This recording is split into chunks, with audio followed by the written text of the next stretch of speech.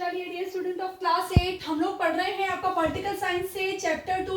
बहुत खूबसूरत चैप्टर है बच्चों, secularism the soul of India. Secularism से क्या मतलब होता है, पहले हम इस शब्द को समझेंगे बच्चों। सेक्युलरिज्म से मतलब होता है धर्मनिरपेक्षता। अब धर्मनिरपेक्षता क्या है बच्चों, ये भी बड़ा भारी सा शब्द है, हम इसको समझेंगे।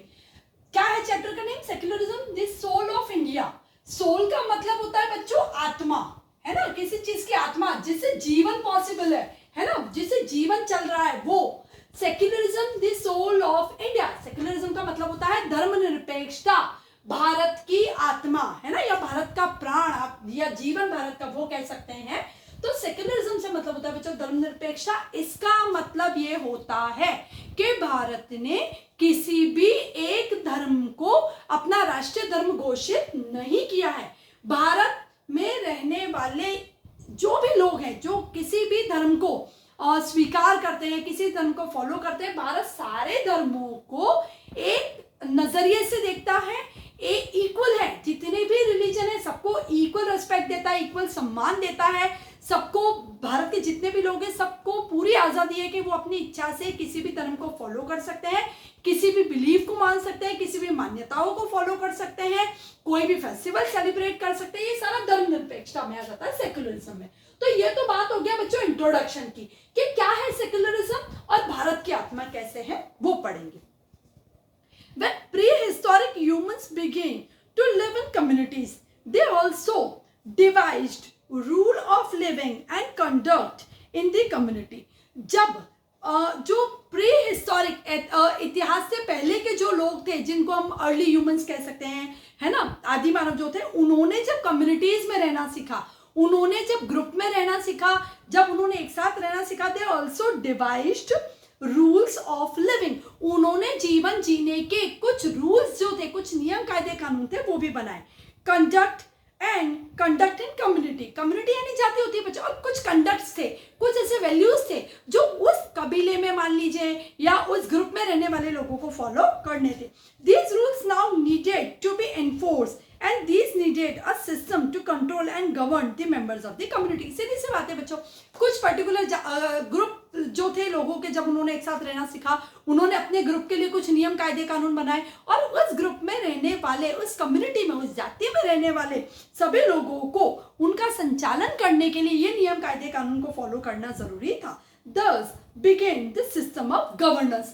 इस तरीके से गवर्नेंस का सिस्टम, संचालन का जो नियम था वो स्टार्ट हुआ। फिर से एक बार आपको एग्जांपल देके समझाते हैं बच्चों। हम लोग एक स्कूल खोलते हैं, ठीक है, वहां पे बहुत सारे बच्चों को हमने इकट्ठा कर लिया, बहुत सारे बच्चे एक साथ हैं, तो हम उन बच्चों के लिए कुछ नियम कायदे कानून बताते हैं कि जैसे फर्स्ट बेल बज से आपको क्लास में आ जाना है, या सेकंड बेल बज से आपको प्रेयर के लिए खड़े होना है, आपको इतने समय के लिए प्रेयर करनी है, आपकी लंच की बेल बजेगी, आपको लंच करना है, आपको क्लास में शोर नहीं करना है, आपको तरीके से बैठना है, you should wear uniform in when you came to school, when you come to school, जब आप स्कूल आते हैं तो आपको यूनिफॉर्म पहनिए। तो ऐसे कुछ कायदे कानून बनाते हैं जब स्कूल बड़ा स्मूथली चलता है, ठीक है। तो ये मैंने जब कायदे कानून बनाए तो धीरे धीरे करके सारे स्कूल्स इसको फॉलो करने लगे, इसी तरीके कायदे कानून सारे स्कूल्स में चलने लगे। तो इसी तरीके से हमारे मानव के लिए भी वो कम्युनिटी, उन जातियों ने कुछ रूल्स एंड रेगुलेशन बनाए जो धीरे धीरे करके संचालन का एक माध्यम बन गए कि इस तरीके से मास पीपल, जो ज्यादा मात्रा में लोग हैं, उनको एक साथ रखा जा सकता है। The communities gradually grew larger, developing into towns। अब ये जो कम्युनिटीज थी, ये जो जातियां थी, जब एक ही जाति के लोग एक साथ आने लगे, पहले धीरे धीरे करके सब एक साथ रहना सीखे, तब धीरे धीरे करके कस्बों में कन्वर्ट हुआ। पहले छोटी जगहों में कस्बे जो होता है, टाउन जो होता है, वो डेवलप हुए, सिटीज डेवलप हुई, देन स्टेट, फिर जाके राष्ट्र का निर्माण हुआ। Faiths, believes and religions also develop. अब इस सबके साथ साथ बच्चों किन चीजों का डेवलपमेंट हुआ, फेथ यानी विश्वास, बिलीव्स यानी मान्यताएं, और रिलीजन्स यानी धर्म जो है उनका भी विकास हुआ। And so did their followers grow in the numbers. अब मान लीजिए कि एक कोई कम्युनिटी है, एक कोई जाति है, वो एक जगह अपना ग्रुप बना के रह रही है, ठीक है बच्चों। उन्होंने स्टार्ट किया कि उन्होंने कोई पेड़ है उसकी पूजा करना। जैसे मान लीजिए किसी पेड़ से उनको फ्रूट मिले, वो फ्रूट उनके खाने में, उनके भोजन निर्वाह में काम में आए, ठीक है, तो उस पेड़ की उन्होंने पूजा करना स्टार्ट किया। अब क्या होगा बच्चों, धीरे धीरे धीरे धीरे करके उस कम्युनिटी में, उस ग्रुप में रहने वाले सारे लोग उस पेड़ की पूजा करने लग जाएंगे, और आगे जाके यानी जैसे जैसे टाइम पास होगा, जैसे जैसे समय बीतेगा, ये कल्चर बन जाएगा कि उस पेड़ की हमें पूजा करनी। समझ गए आप लोग? तो इस तरीके से कम्युनिटीज में बिलीफ, मान्यताएं धीरे धीरे बढ़ के गई और धीरे धीरे करके लोग उसको फॉलो करने लगे। ठीक है बच्चों, beliefs and religions and also, and so did their followers grow in numbers. Tolerance for each other's economic status, culture and religions was necessary for peaceful and progressive coexistence. अब जब अलग अलग सोच के लोग एक साथ रहते हैं तो हमारे अंदर टॉलरेंस होना चाहिए। टॉलरेंस का मतलब क्या होता है बच्चों? सहन शक्ति होना चाहिए, धैर्य होना चाहिए कि एक दूसरे के रिलीजन को लेके, एक दूसरे की भावनाओं को लेके हम उनको सम्मान करें, हम उनके रिस्पेक्ट करें, तभी जाके हमारा कोएग्जिस्टेंस का मतलब क्या होता है? एक साथ रहना, तभी पॉसिबल है। मान लीजिए बच्चों एक कॉलोनी है, ठीक है, उसमें हिंदू भी रह रहे हैं, मुस्लिम भी रह रहे हैं, क्रिश्चियंस भी रह रहे हैं, ठीक है। अब मान लीजिए हमारा फेस्टिवल आता है, दिवाली आ रही है, ठीक है, तो हम क्या करेंगे बच्चों? पटाखे चला रहे हैं। अब मान लीजिए कोई अदर जो रिलीजन के लोग हैं वो आ जाए, झगड़ा करने लग जाए कि तुम शोर कर रहे हो, ये है वो है, तुमने बिना मतलब धुआं कर रखा है, तो झगड़े होंगे, है ना। लेकिन वो भी अपने अंदर धैर्य रख रहे, टॉलरेंस रख रहे कि इनका फेस्टिवल है, ये एंजॉय कर रहे हैं। अब जब उनका फेस्टिवल आएगा तो हम भी टॉलरेंस रखेंगे, हम भी उनके रिस्पेक्ट को, उनके धर्म को रिस्पेक्ट करेंगे। तो इस तरीके से एक साथ रहने के लिए, कोएग्जिस्टेंस के लिए टॉलरेंस पावर होना बहुत जरूरी है। Those who were intolerant of other culture and religions either migrated to other places or pushed out the others. अब जिन लोगों में ऐसा टॉलरेंस नहीं होगा बच्चा, वो क्या करेगा? या तो उस कॉलोनी को छोड़ के चला जाएगा, या जो अपने फेस्टिवल सेलिब्रेट कर रहा है वो उसको निकाल देगा, है ना। एक साथ तो नहीं रह सकते जब तक हमारे अंदर धैर्य नहीं होगा। In this very line of development, countries in the world have framed their own constitution which stipulated if they choose to allow the citizens of different communities, cultures, languages, religious faiths to live with the equal rights or with a different status. अब धीरे धीरे करके बच्चों nation develop हुआ और हर एक राष्ट्र ने अपने अपने संविधान बनाए।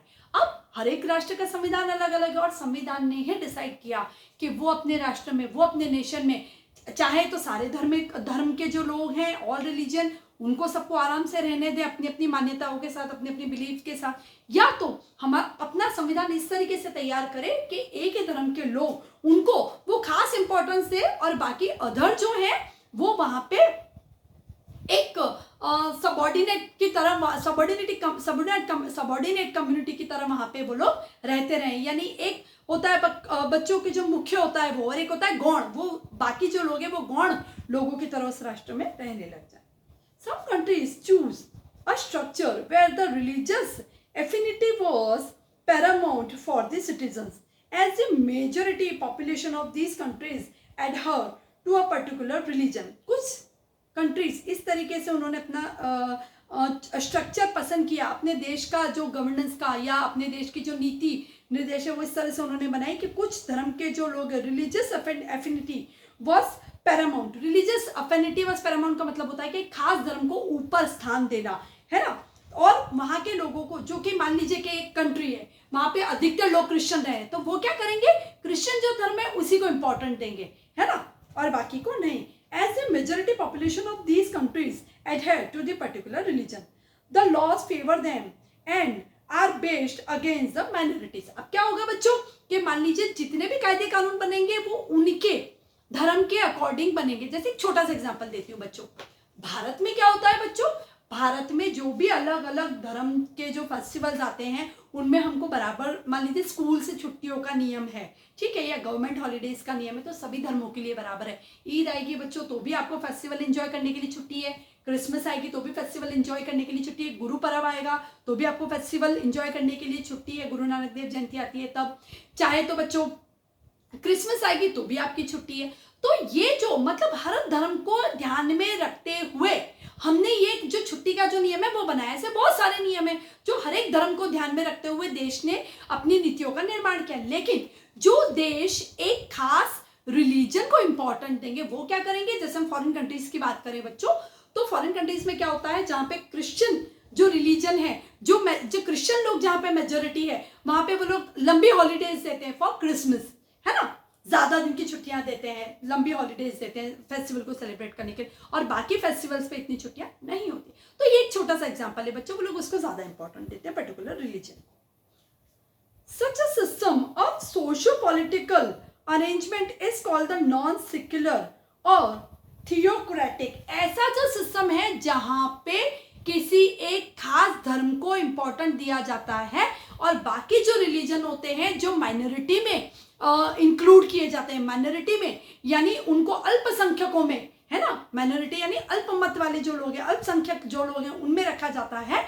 ऐसे कंट्री को क्या कहा जाता है बच्चों? ऐसा जो सिस्टम होता है वो नॉन सेक्युलर सिस्टम कहलाता है या थियोक्रेटिक सिस्टम कहलाता है। उस देश का जो रिलीजियस पॉलिसी जो है वो नॉन सेक्युलर कहलाती है या थियोक्रेटिक कहलाती है। The other system is a one which adopts a political and constitutional ideology.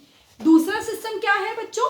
जहां पे पॉलिटिकल यानी राजनीतिक और कॉन्स्टिट्यूशनल यानी संवैधानिक विचारधारा जो है वो इस तरीके से बनाई गई हो, which allows people of all faith, सभी धर्मों में विश्वास रखने वाले, एंड रिलीजियस, और सभी धर्मों में विश्वास रखने वाले लोगों को to live with the equal rights, उनको सभी को बराबर सम्मान, बराबर रिस्पेक्ट दिया जाता हो। This is called secularism. जिस राष्ट्र में सभी धर्मों के लोगों को इक्वल ट्रीटमेंट किया जाता हो, सभी धर्मों को समान रिस्पेक्ट दिया जाता हो, सभी की फेथ, बिलीफ, मान्यताओं का इक्वल रिस्पेक्ट किया जाता हो, ऐसा कॉन्स्टिट्यूशनल सिस्टम और पॉलिटिकल आइडियोलॉजी जहां पे होती है, ऐसी कंट्री या ऐसा जो सिस्टम होता है ये सेक्युलरिज्म कहलाता है। In this lesson we shall dwell upon the various aspects of secularism in some detail। और अब इसी चैप्टर में बच्चों हम सेक्युलरिज्म को डिटेल में पढ़ेंगे। क्या कहना चाहता है सेक्युलरिज्म, क्यों इसकी रिक्वायरमेंट है और इसके होने से राष्ट्र के हित में है या नहीं है, हम इन सारी चीजों को इस चैप्टर में आगे पढ़ेंगे। आई होप बच्चों सेक्युलरिज्म का इंट्रोडक्शन आपको बहुत अच्छे से समझ में आ गया हो। आगे व्हाट इज सेक्युलरिज्म टॉपिक जो है बच्चों हम लोग नेक्स्ट क्लिप में पढ़ेंगे। Thank you.